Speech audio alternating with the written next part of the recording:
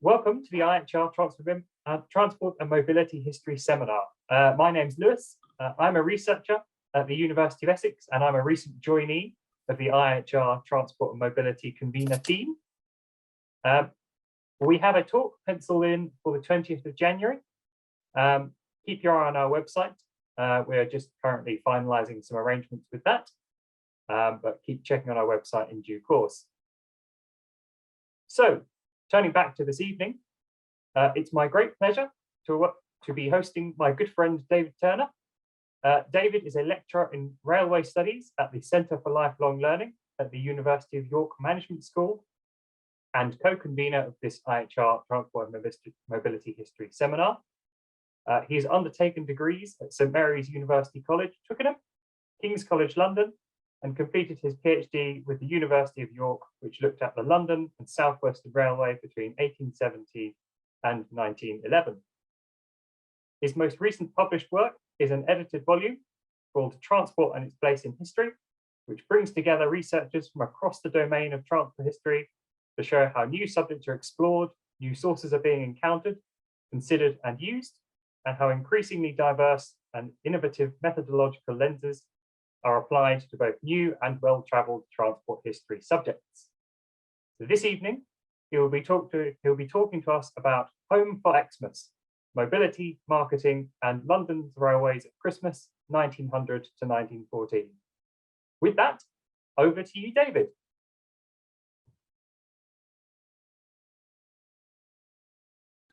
Thank you very much, Lewis. Well, I'll start by saying that the title has very marginally changed. So I had some thoughts around marketing, but actually I'm focusing on advertising for this talk. So I'm going to declare an interest in Christmas. I love Christmas, and I decided to look at sort of how railway companies advertised, sold Christmas in the Edwardian period.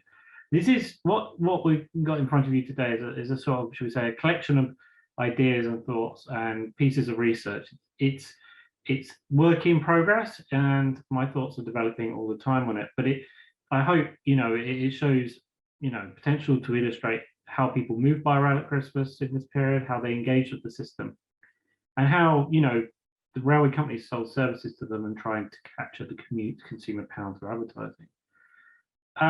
I think through focusing on this period of heightened mobility and railway activity, it brings into focus how the railways tried to respond to and shape mobility just before the First World War.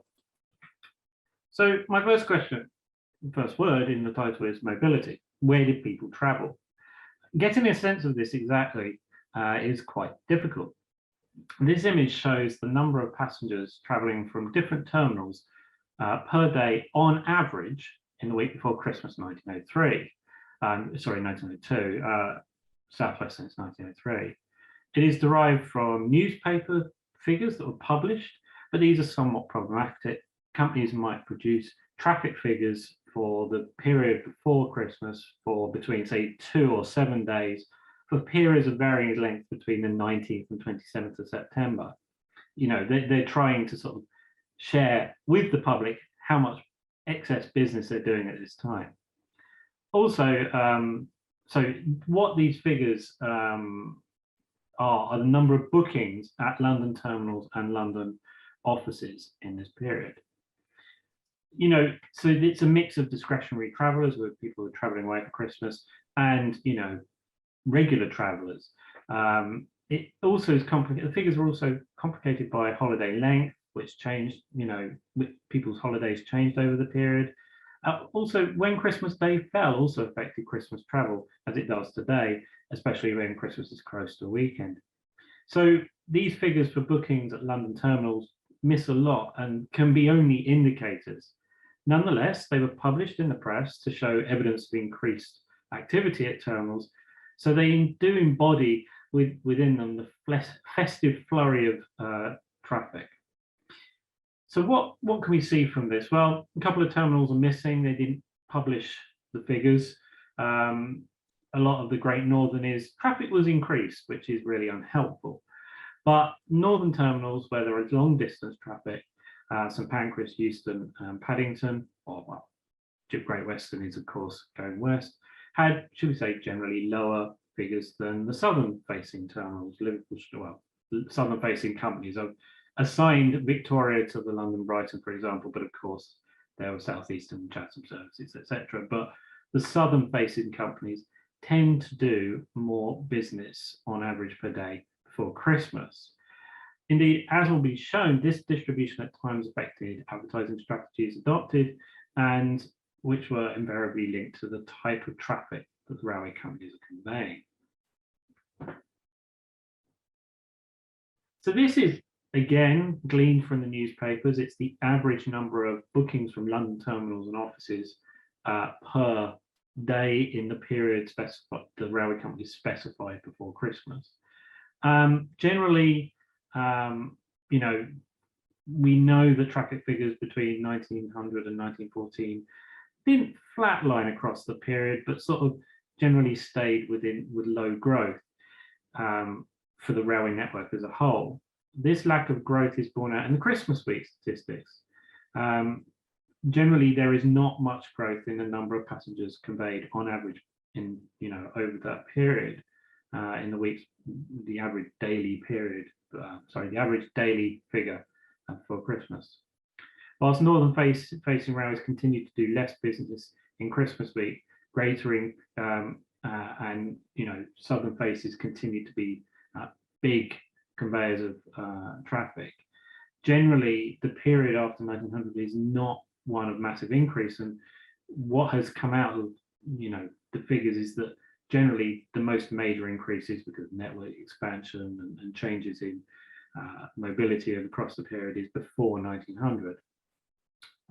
The only marked increase in traffic between 1900 and 1914, and you can probably see it there, is on the London Brighton South Coast Railway, whose statistics are relatively consistent when they're extracted from the newspapers, and they do show a notable increase. Also, the London North Western see a notable day average increase. But of course, that doesn't tell us much about how much uplift of traffic there is over Norwich. This is actually something that the Railway magazine addressed in 1911, but this pertains to the whole of the company's system. So this is in 1911, how in the week before Christmas, traffic was above that in a regular traffic week, or the week before. As we can see, the operators offering long distance services, so we got the London North Western, Great Northern, Great Eastern, Midland, GWR, and London South Western on the left of the table or graph. They did substantially more business in Christmas week than over a regular week. By contrast, the smaller south-facing railway companies, London Brighton South Coast and South Eastern Chatham, did less extra business proportionate to their average weekly business, and this possibly reflects that their extra work at Christmas was less. They were servicing more regular users in that period, and we'll unpack that a bit more in a bit. This does pertain not just to London, but to the whole system. So of course that complicates the figures. But I think the fact that London North Western Railway, for example, did much more business pertains to a number of factors, including the size of the network, but also its long distance nature and the places it served. So that's the changing traffic. So we see some increases over a regular week, and perhaps more of that increase over a regular week for the railways going north, or pointing north and to the east. But I think it's important that we understand where and how people travel to understand the figures that have just been presented. As has been identified by scholars such as Johannes and Armstrong, there are two types of Christmas journey. Firstly, people went away on holiday, the wealthy to resorts, to skiing holidays in the Riviera, and the seaside resort, the British seaside resort, attracted the, shall we say, middle and upper class, where they might celebrate Christmas in hotels by the seaside. Other wealthy individuals also engaged in tours around parts of Europe.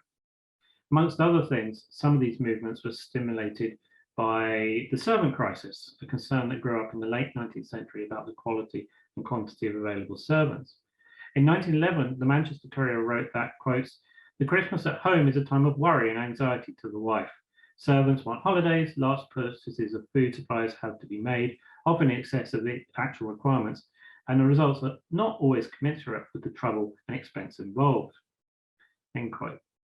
Such concerns were not atypical at the time, and when they expected seasonal time off, when servants expected seasonal time off, it was easier for families to depart the familial home for alternative venues where meals may be laid on. Here I turn to Armstrong's work to open up a discussion about the tensions of the period that surrounded Christmas and which will be reflected in some of what will be discussed later. Weighing heavily on the commentary around Christmas was the idea, he argued, that the traditional Christmas of family, home and hearth of the Victorian era was under threat from modern practices. Indeed, consumerism developed from the late 19th century with gift giving on the rise, the growth of the material Christmas gift giving, and the relationship between home and the consumer-driven world spurred on by retail outlets.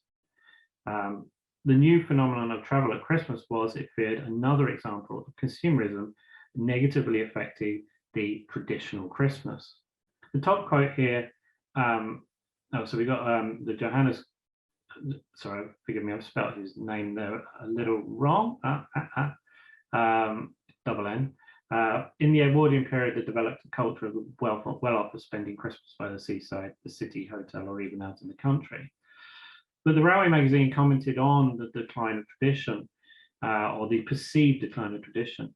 The Old English custom of visiting the place of one's birth at Christmastide, of renewing acquaintance with one's home people, seems to be gradually giving way to the more modern practice of spending the vacation at some health resort.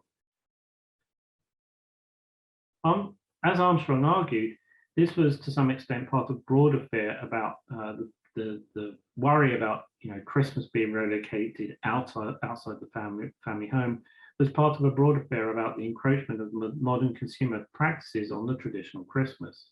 There existed quotes, ambivalence that weighed the exciting possibilities of a modern commercial leisure opportunities against the possibility that something essential to the national culture of Christmas being spent in the family home was possibly under threat, end quote.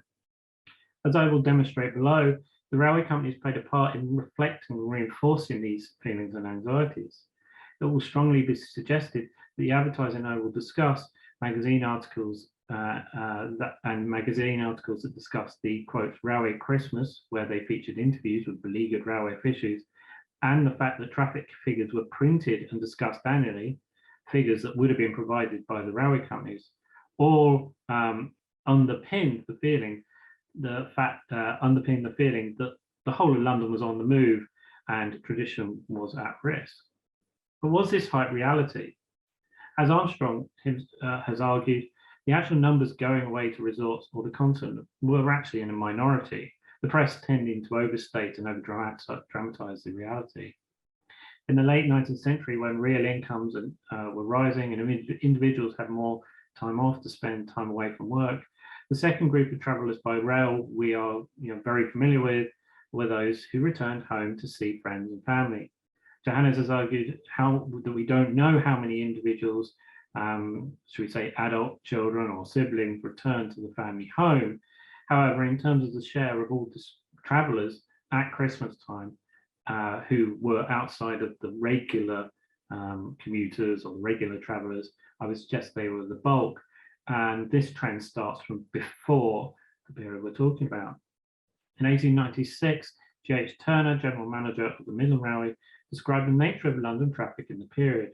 Quote, "The metropolis is constantly receiving an influx of population from the counties. At Christmas time, the return wave flows back for a day or two to the old homesteads, if they still exist, or friends in the country who have been left behind come up to visit their old chums who have settled themselves in the city. Christmas is still a period for family reunions." In 1912, the London Evening Standard also stated similar, quote, "The Christmas holiday more insistent even than during the great summer holiday periods, its demand of the public for railway facilities at Christmas time. and the leading companies are kept increasingly busy each year in providing the armies who go out to all parts of the country and return later to London after a brief visit to their homes. So this is a return for many London workers who have migrated to the city, to the familiar home.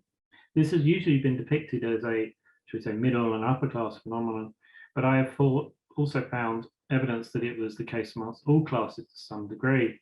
Numerous railways, particularly the Great Eastern Railway, ran trains after midnight on Christmas Eve for many shop workers, quote, to their country homes or to the seaside, hundreds of fagged out workers whose weeks of weary toil come to an end.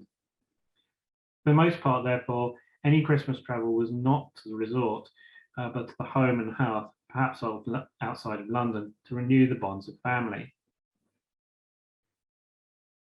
So I want to sort of focus on, how railways actually sold to these two types of traveller to attract them to their line. On the one hand, they might want to sell resorts and destinations accessible by their company.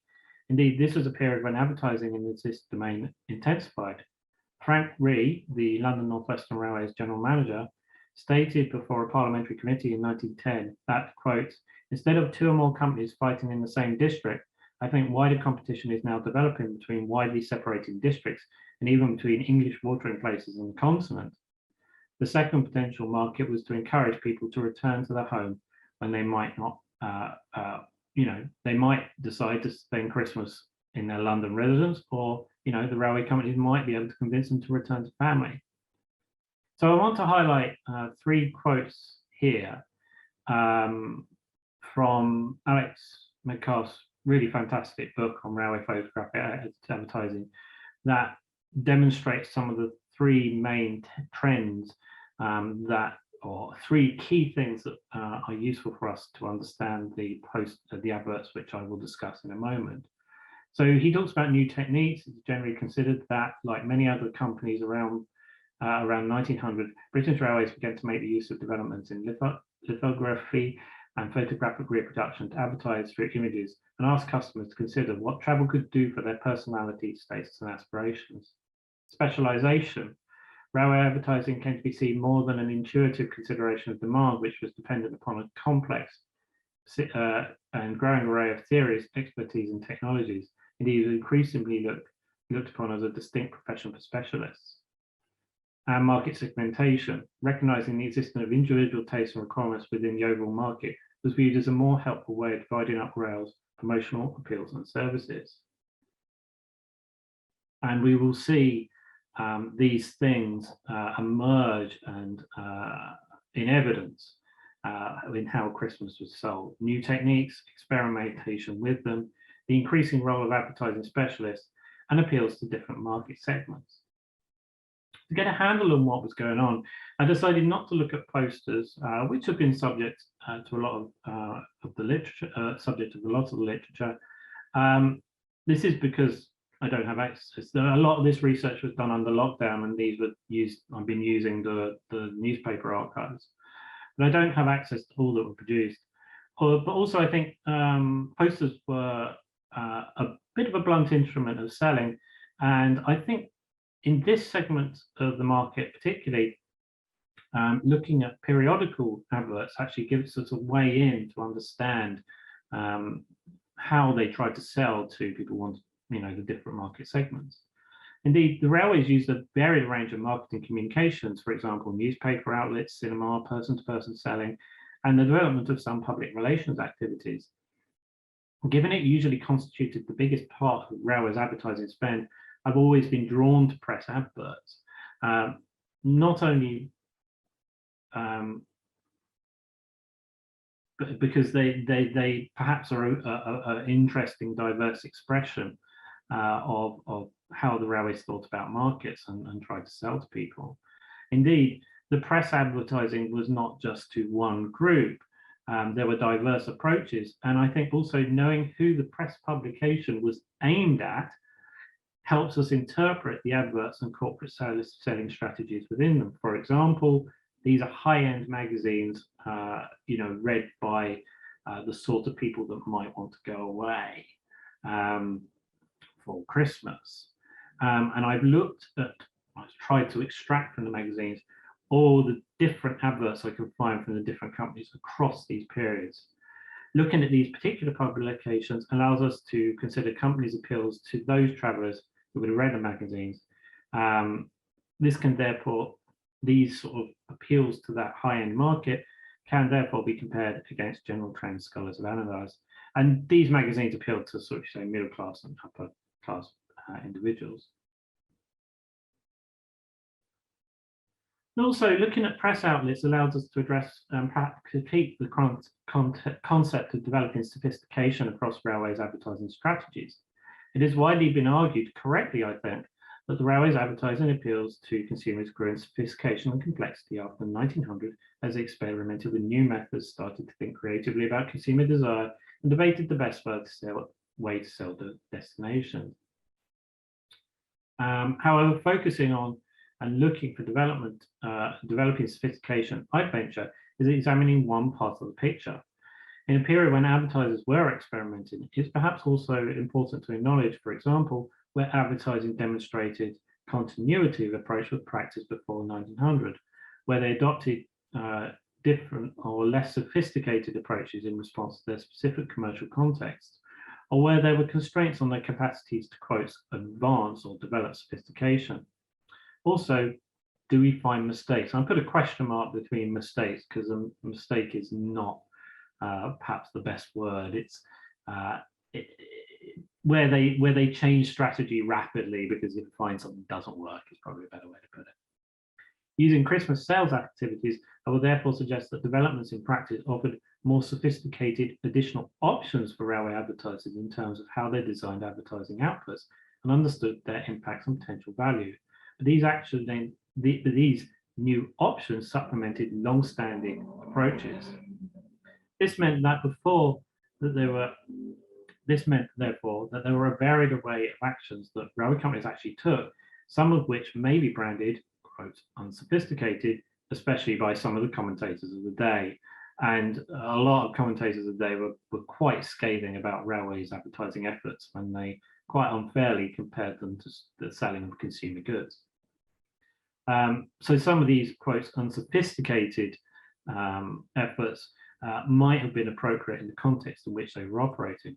Indeed, having varied options available is particularly pertinent when considering travel advertising, where a producer might be trying to appeal to multiple types of different passengers using the same service, and so might need different types of appeal in different places, publications, perhaps different appeals with different levels of specificity about what was being offered. The varied options much brought out. Varied options this period allows railway advertisers to engage in is brought out by a survey of railways' Christmas advertising in magazines. On the one hand, in magazines, companies followed generalized patterns of approach that can be seen across the industry. There are changes that all companies, or most companies at least, seem to follow in their advertising approach. On the other hand, we see experiments, varied approaches shaped by context, and some continuity with pre-1900 practice, which was persistent. So let's start around 1900. Across outlets, advertising, or across the outlets surveyed, advertising can be seen to have developed over the period, but I don't think very much. Unlike the development of pictorial posters and photographic guidebooks that have been excellently discussed and surveyed by previous scholars like Haraki Shin and Colin Duval and Alex Medcalf, I don't think there's in the periodical press a great change and develops in practice, which greatly added to the sort of the visual environment of the era. I don't think press adverts go in that direction. As we see here around 1900, so these are from 1900 to 1904 roughly, adverts tended to be a very text-heavy 19th century character. They are very much announcements. Move forward from around 1904 to 1905, whilst their bolder approaches were taken, and in the London South Western and Great Western cases, we have their more visual tools and logos to capture attention. Generally, we see a sort of universal change here. It's bolder, it's more lettering, it's, bolder letters, outlines, borders, different font types, different, sizes of fonts. The companies, and another change is they tend not to give equal billing like on the previous slide to each offering that they're selling. They're highlighting particular ones or particular things. Perhaps reflecting, the only outliers in this respect was the London, Brighton, South Coast and South Eastern Chatham, who did not change their approach until very end. And that's one of the last South Eastern Chatham. It's slightly changed. It's slightly a bit bolder. And I suggest, although I can't be sure, that as we saw in an earlier graph, the increase they received in a Christmas week on their networks was not great. So they spent less on advertising, probably reflecting how, they spent less effort on advertising and they remained just providing listings, perhaps reflecting how the operating context is important in shaping advertising. And we'll delve a bit more into the content in a moment. The other sort of, beyond this, another change that happens in this period that tells us, about how the railways thought about the markets and tried to appeal to them is a change in the positioning of the adverts in the publications. First, all of the earlier plain text based appeals were usually found at the front of the magazines and the listing pages.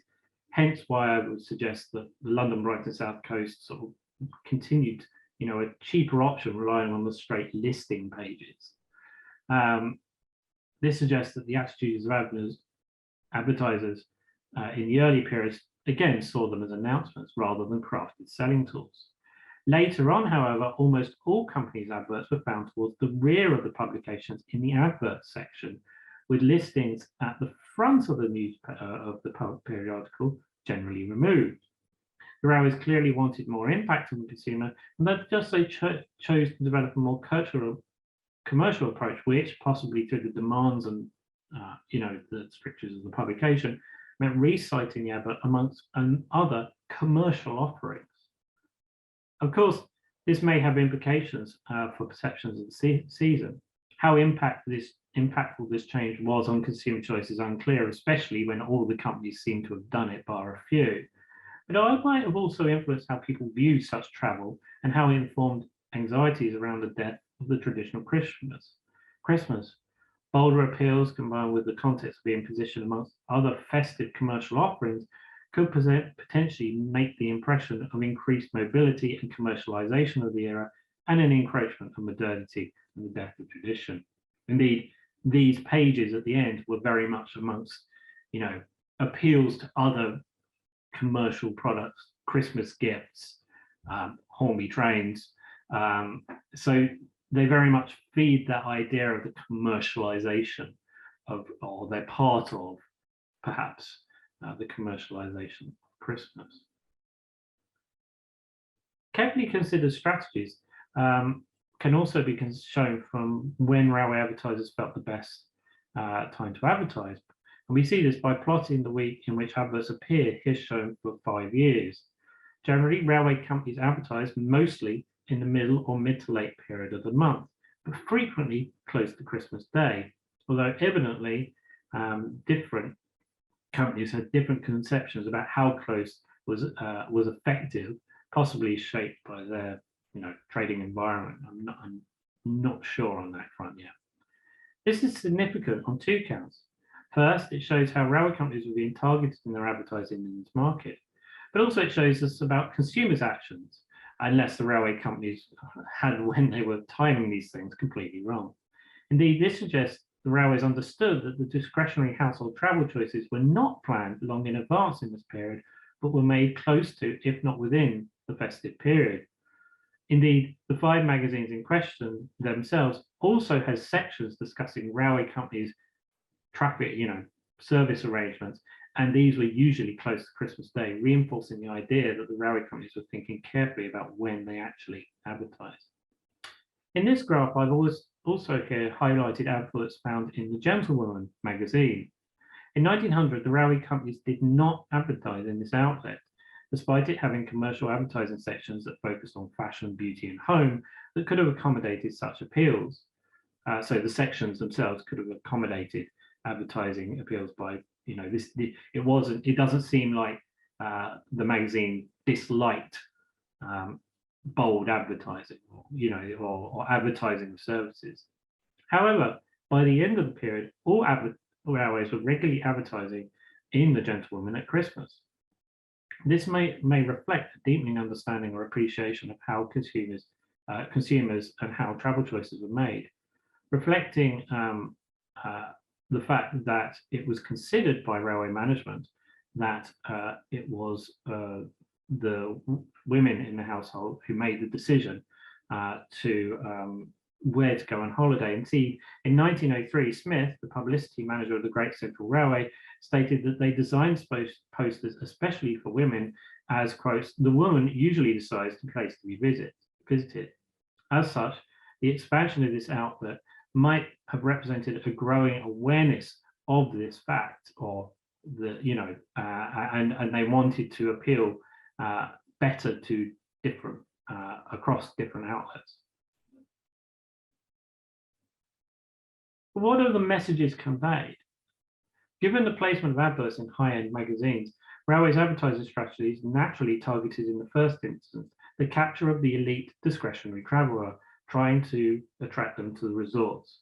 The London Rounds and South Coast looked to attract people to England's sunny south and elsewhere in Europe. The Great Northern promoted winter sports in Norway. The Great Eastern promoted Clacton. Indeed, the Great Western Railway, for example, juxtaposed with the use of a palm tree, going away and staying at home. The Cornish Riviera was, quote, England's own winter resort. Why not go to Cornwall this winter and save the cost, discomfort, and fatigue of going abroad? Indeed, whilst as noted, the number of people going away to resorts at Christmas was in the minority, on surveying these adverts, one might get the impression, again, that the whole of London was going away for Christmas. It can therefore be suggested that such railway company advertising might have, again, reinforced the anxieties around the role of consumptive leisure travel and the implications for the traditional family Christmas. Railway companies, by contrast, perhaps because it was less lucrative than the winter resort trade, and maybe because the nature of the journeys was possibly predetermined by where someone living in the city was going back to, they less frequently highlighted the homing aspect of the season in the magazine adverts. Some did, though, trying to draw on the emotional appeal of family and intimacy therein to withdraw people to their line, perhaps over not going home for Christmas.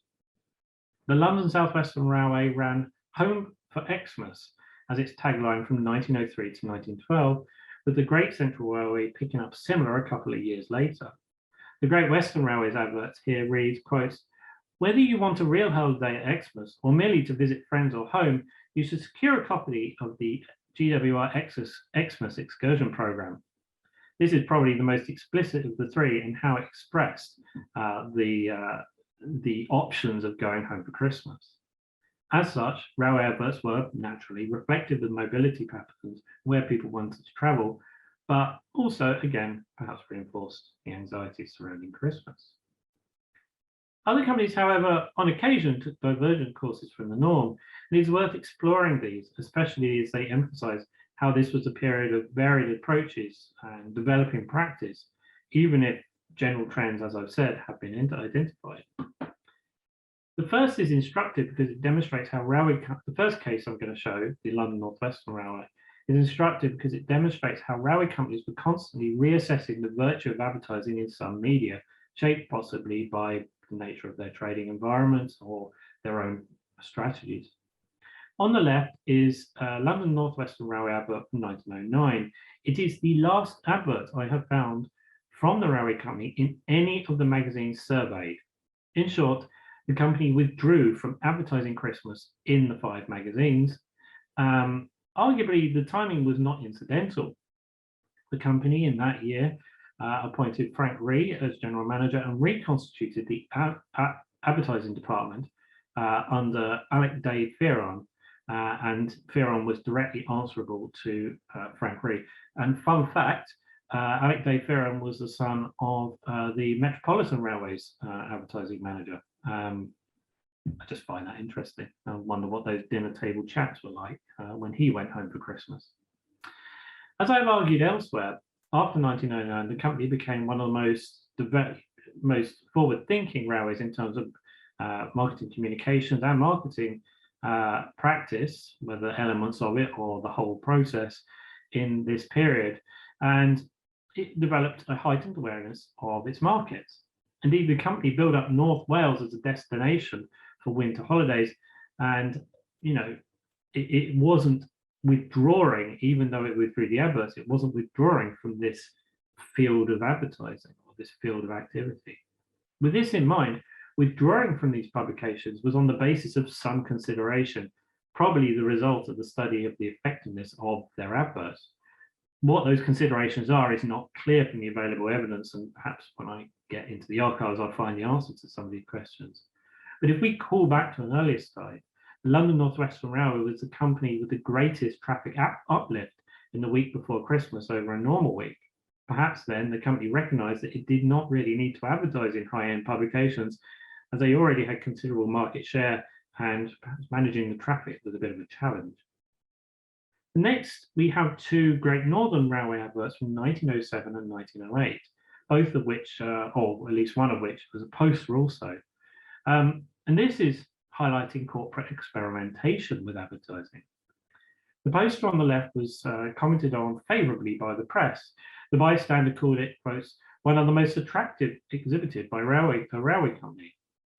The creation was, I suggest, connected with the arrival of a new advertising manager, Henry Jewell, who was in the post from late 1906. The approach he took, as far as I can tell, or I think he took, as far as I can tell, was unique amongst Christmas press advertising in the period.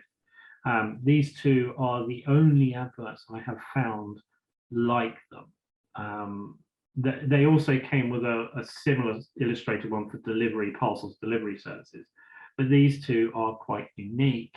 The pictorial approach was dropped after just 2 years. The GNR Great Northern went back to very text-based advertising.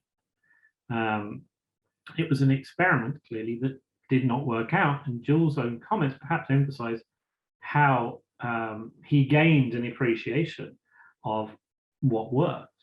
He explained to Advertising World in 1914 that, quote, we learned how effective these adverts were, we keep every advertisement we publish and analyze the results of every one. Now, how we analyze the results, I'm not sure. And we can't be sure, but the fact he dropped the approach after 2 years does illustrate that Jewell and his team were in an ongoing process of corporate learning about how to engage with consumers, what worked, where the high-end magazines were concerned at least. Again, this illustrates that whilst exploring the contents of these images for meaning is fruitful, it's not the whole picture. Indeed, whilst these two images might be considered more sophisticated in quotes, and speak to consumers' wants and desires about comfort, aspiration, and destination with snowy climes, this was clearly not deemed as effective or useful as bold text adverts that came after or before. Finally, the London North Western case is also instructive in showing how competitive environment shaped advertising strategies. When Herbert Walker became general manager of the company in 1912, he appointed F.B. Milton as advertising manager and centralized the operation under him, where previously it had been run by 3 local bureaus in the company's 3 districts. Milton's arrival led to the dropping of Home for Xmas, which the company had employed since 1903.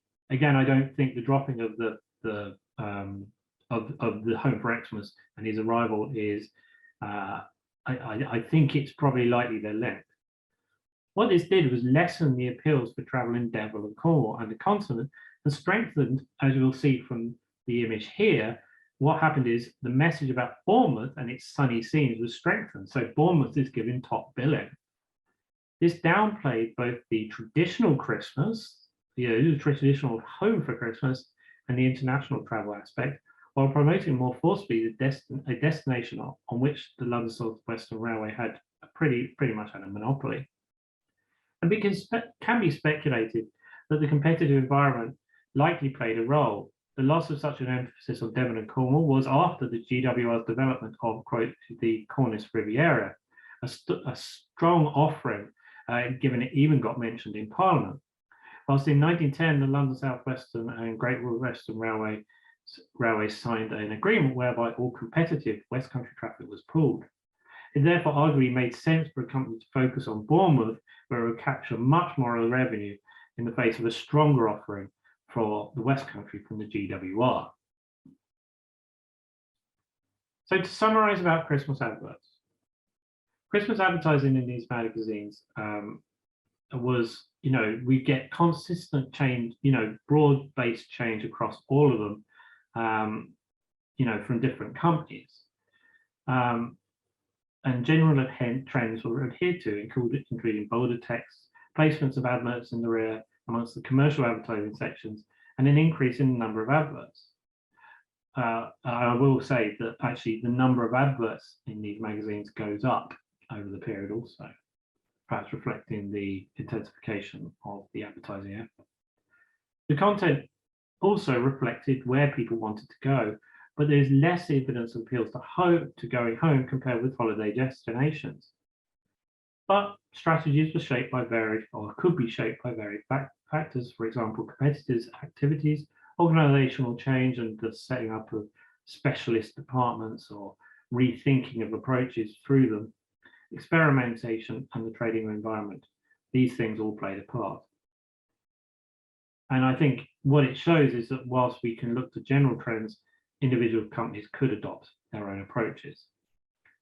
Finally, to survey these magazines at least, the advertising we've seen, the approaches taken, may have reinforced and reflected the anxieties of the age about Christmas, even if the reality was different. The question is, however, how railway companies service those that they try to appeal to. And what this next section will do to sort of conclude is highlight that the challenges of managing Christmas traffic, but will contextualize everything I said about how Christmas travel was sold within the broader scheme of railway activities. It will be suggested that fundamentally we must not overemphasize how important to railways operation the discretionary market was at Christmas in the period. The advertising I've laid out, it could be considered, had not great influence on passenger figures. And what I want to do is bring into focus the interplay between regular and regular traffic and discretionary traffic on the network, and the discretionary traffic that the railways had no influence on. Indeed, I'm very interested in sort of thinking about, well, how does the day-to-day commuting service affect how people felt about the discretionary market? But perhaps more for another time. To unpack this, I will focus on 3 dimensions of railway space: the station, the services provided, and the tickets, all of which demonstrate how, for the most part, railways responded to the day-to-day Christmas pressures, meaning it was harder for an overall passenger-focused approach to emerge. If the Christmas traveller had multiple reasons for travelling, their convergence might be found at the termini, the focus of much commentary. It was a site of much crowding at Christmas, something that had resonance for the Edwardian observer. The idea of Christmas crowds being another symbol of modernity and a threat to traditional festive practices and goodwill was found in the high street, as Armstrong has articulated. Indeed, the seasonal shopping crowds increased the difficulties of passing through them, but also as a product of consumer culture, like going away for Christmas, it was seen to have, quote, threatened the message of universal goodwill associated with the festival. Similar was the case of the station, although the crowd inside the station was undermined the crowd inside the station was undermining a different kind of order to that found on the high street. Stations were, in the mindset of companies, progressively ordered spaces. There's a very good article by Fiona Fisher, Inside London's Railway Tunnel, where she talks about how control changed. Quote, other methods of control, such as physical barriers, were introduced to manage the movement and flow of passengers through the interior. From the 1890s, concerns for efficient movement to relieve platform overcrowding, informed the modernisation of several London stations, including promenades and circulating areas. And what she also says is here, gradual shift from personal to informal forms of information provision, such as the introduction of mechanised indicators. The gradual shift. There's mechanised indicators to help travellers locate the departure platform. So stations, therefore, were, in the mindset of railway companies, ordered. And, you know, they exerted diverse forms of control, as we've seen from these quotes. Indeed, passenger movements were, through real building and reorganisation, you know, progressively ordering space to determine passenger movement. Christmas carols tested these ordered procedures and regulations to limit, undermining the rationality of the corporate state of the station that the company had instituted.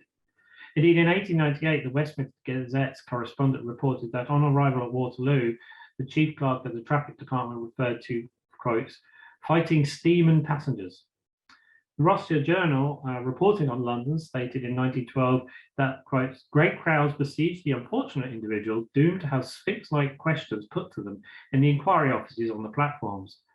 Lilliputian porters struggled beneath Robbiganigan burdens, and guards and inspectors have sighs of great relief if their trains can be dispatched with reasonable conformity to the timetable. It is therefore unsurprising that, similar to the high street crowds, feelings were expressed about the loss of Christmas spirit at the station and on the railways. Judy quipped that for all the trades and individuals going about their business, the public was served lastly, and Judy's a satirical magazine. So it said, who cannot get served in shops which are full of customers? Who cannot get seats in overcrowded trains? Cannot get about in cabs that are held up by traffic? Cannot get away from the waits of midnight carols? Grinling links suggest scenes of stations with incidents of old coaching days, something that was, quote, less suggestive of the spirit of Christmas present. Moreover, disordering or a dampening of the festive spirit was for some caused by the attitude of railway staff, which demonstrates how, despite railway companies want to instill a regulated order in the station spaces, passenger experience was very much still shaped by the human touch.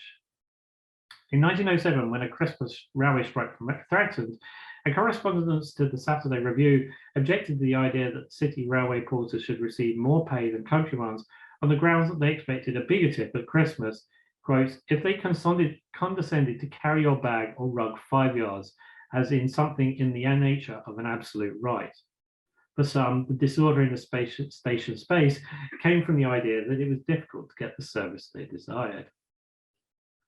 As Armstrong has nonetheless also said as a shopping street, it would be wrong to overstate the degree to which the rhetoric about Christmas crowds undermined the seasonal spirit at the station. The Evening News was clear in 1912 that London stations, quote, the evidence of good times was apparent, and the railway companies had to press into service all their available rolling stock to accommodate the rush of happy travellers. For the same year, the Rossiter Journal also commented of London terminals that, quote, despite all the bother, however, good temper triumphed throughout, and the spirit of goodwill was even extended to the excitable stupid, who on such occasion treads on everybody's toes in an endeavour to reach his goal. Moreover, many opinions of station staff were lauded. In 1912, the Westminster Gazette commented positively on the labours of terminal staff. Quote, the same little army of porters hustling and bustling hither and thither with barrows groaning under the weight of bags and baggage, and lastly, the ever patient and long-suffering guards courteously giving information and advice to the querulous passengers. If there is any body of men who thoroughly deserve sympathy and consideration at the howls of the public at this season of the year, it's the officials and servants of the railway companies. For the porter, the Christmas season means a continuous round of heavy labour, extremely tiring to both nerves and temper, and this fact the public too often seem either to forget or ignore. How far the nerves got the staff is unclear, of course, but this laudatory account of the staff's efforts encompassed them in the working and the spirit of the festivities, the stalwart workers the season who made Christmas happen. As such, firstly, it's clear there was a diversity of opinion on whether the Christmas crowds at stations meant the Christmas spirit was lost or retained. Whatever the case, the station space at termini in Christmas week was for most passengers tumultuous, busy, and something to navigate. It was the railway companies who had to manage them. The strategies and responses of the railway companies did sometimes reflect a creative approach to provision and thinking about what consumers wanted, akin to approaches found elsewhere across the selling operation. And there are developments here. Firstly, the crush of Christmas became a selling point. By the late 1890s, most railway companies offered the chance to purchase tickets in advance. The Great Northern Railway in 1901 was offering such tickets at suburban stations and ticket offices, quote, to prevent the inconvenience from crowding at the company's principal terminal station, King's Cross. Other companies did similar. The London South Western and Midland Railways, for example, extended the hours of their offices, quote, to prevent the inconvenience and crowding. In the period there, that's the Midlands line. In the period there also emerged resellers, for example, W. Coleman, railway and steamship agent of Croydon, offered pre-booked tickets to all chief stations in England, Scotland, and Ireland, attended by the tagline, quotes, avoid the crush and crowd of railway stations by purchasing your tickets beforehand and travel in comfort. What therefore was on offer here was a retreat from a crowd, the reclamation in the milieu of independence, and a restoration for the individual at least of some degree of order. However, for management, this might have also had a practical purpose, to simply manage the surge of business at stations more effectively. It is also worth noting that there were some areas where specific services run to generate more traffic, excursion trains. Turner, the Midland general manager, stated in 1896 that generally across the Christmas season there were few excursion trains run. Yet in 1904, the railway companies by 1904, the railway companies were increasing the number run, and Grilling called it a relatively new phenomenon. Growth in this segment was expressed by the GWR figures. In the 5.5 days between the 21st and 26th of December 1899, it issued from its London terminals 3,400 excursion tickets. By 1906, it was issuing 8,600. Other companies put on special trains for groups of potential customers, and it was noted that there were special midnight trains run by companies for shop workers. So these two offerings suggest that the companies were looking to attract individuals or running particular services for them, capitalizing on the desire for festive travel and perhaps a growing desire. But generally, however, for all the advertising the companies undertook, from an operational standpoint, they simply put on services to accommodate the rush and the crowd, just to relieve the pressure as best they could at London termini. This sense of a response to pressure was exemplified by the Midlands, by Turner, the Midlands general manager, again in 1896, who stated that goods and mineral trains were suspended and every passenger vehicle and engine available was pressed into service. He stated that some trains were duplicated and others triplicated on Christmas Eve. In 1903, Grinling reported that the London South Western Railway doubled its mainline trains and added 50 more to its usual roster of 1,000 on the 23rd and 24th of December. 5% more trains than were delivered on a weekday. Similar is seen across the decade and a half we're looking at. In 1912, the Great Northern Railway reported that most long-distance trains had been duplicated just before Christmas. As such, the railways were advertising on the one hand, but that was, I think, quite disconnected from actually what they were doing on the ground, which is just responding to the amount of people coming into the station. And with this, I come to my conclusion. I want to ask whether discretionary travel selling fitted into this milieu, the crowd and the crush. We know there was an uplift in the traffic in the week before Christmas as many people went away, whether that be to the home of their childhood or to the resort. This was a market the railway companies wanted to tap. I would suggest that companies perhaps generated some traffic from adverts, presented in the magazines. Why else would they do it? Moreover, these adverts evidence the nature of railway advertising at the time.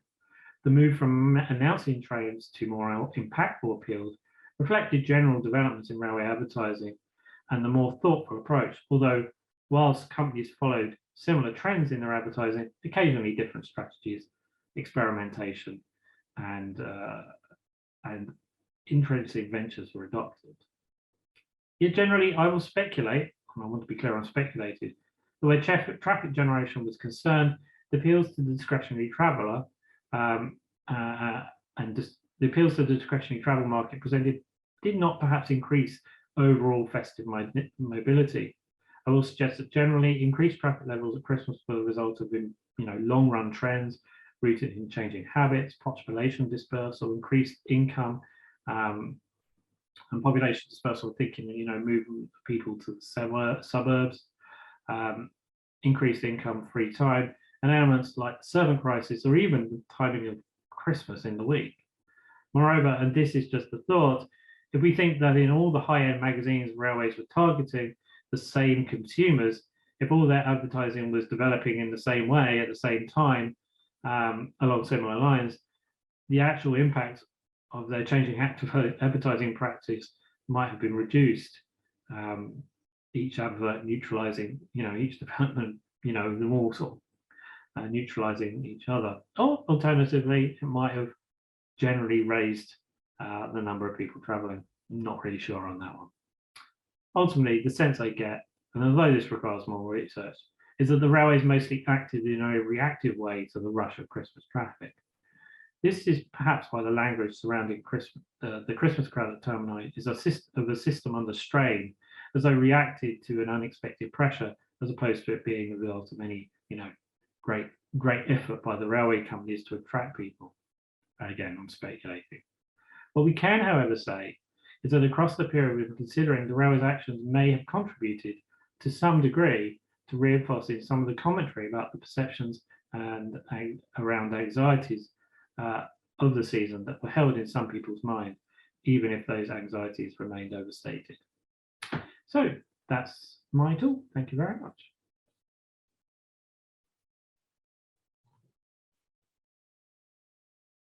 Thank you very much, David. An absolutely fascinating talk indeed.